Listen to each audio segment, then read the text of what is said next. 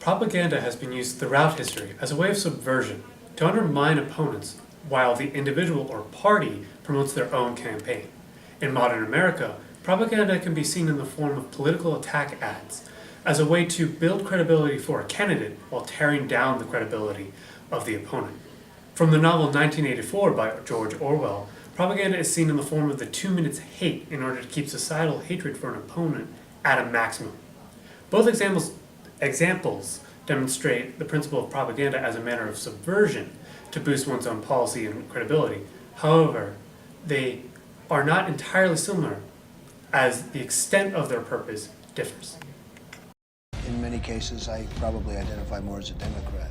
I've been around for a long time, and it just seems that the economy does better under the Democrats than the Republicans. But if you go back, I mean, it just seems that the economy does better under the Democrats. Healthcare.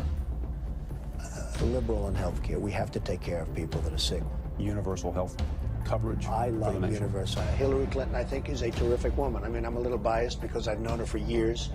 I live in New York, she lives in New York, and I've known her and her husband for years, and I really like them both a lot. I think she really works hard, and I think she does a good job, and I like her. She's a really good person and woman. It depends upon what the meaning of the word is. Yes.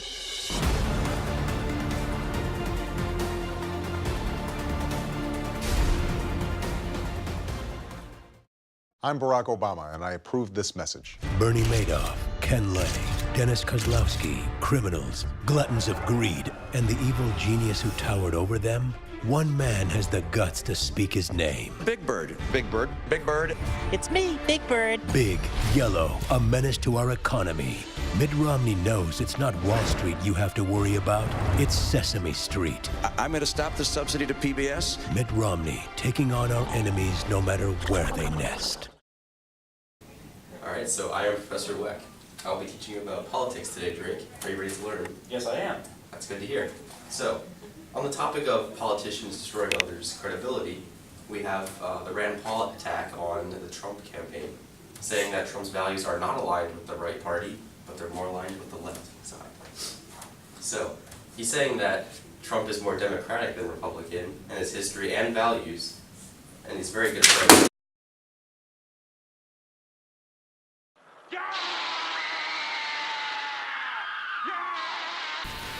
We can see the connection between political propaganda today in attack ad campaigns and in 1984 as a tool for gaining political leverage over one's political rivals. In modern-day attack ads, the propaganda is used to weaken the credibility of those running against candidates. In the Rand Paul ad, which attacks Donald Trump's campaign for president, Trump's political associations are questioned. While he's running for the Republican Party and therefore needs to conform to the ideals of that party to gain people's vote, the ad quotes some of Trump's past remarks that liken his ideals to those of the competing Democratic Party. In another ad, involving Mitt Romney's remarks on Big Bird, the Democratic campaign designers took advantage of a flaw in what Mitt Romney said. Since he pledged to take money away from the public broadcasting in order to reduce the amount of money borrowed from China, Romney's dissidents used that statement to prove that he was against the beloved childhood character of Big Bird. This ad also juxtaposes the enemy that Romney focuses on, Big Bird, with the enemies whom the Obama campaign believes he should be focusing on: Bernie Madoff, Ken Lay, and Dennis Kozlowski, 3 actual criminals involved in fraudulent schemes that took money out of the American system. This is employed in the hopes that voters who do approve of Big Bird and public broadcasting will not vote for him. In 1984, the 2 minutes hate was used in order to incite intense feelings of hatred for the party's enemy, Goldstein. This designed hatred against the party's largest enemy is used to force the people of Oceania to agree with the party and its figurehead Big Brother, the enemies of Goldstein. In both Orwell's book and reality, propaganda is employed to take emotional advantage of the target audience in order to convince them to follow a certain person and go against another. However, a major difference to consider between the two varieties of propaganda is the time frame in which they occur. While a political attack ad may only run for the year or 6 months prior to an election, the 2 minutes hate employed in 1984, along with other forms of propaganda, are pervasive throughout the whole novel and all of society.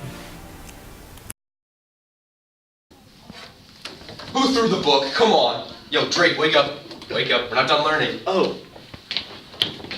Right.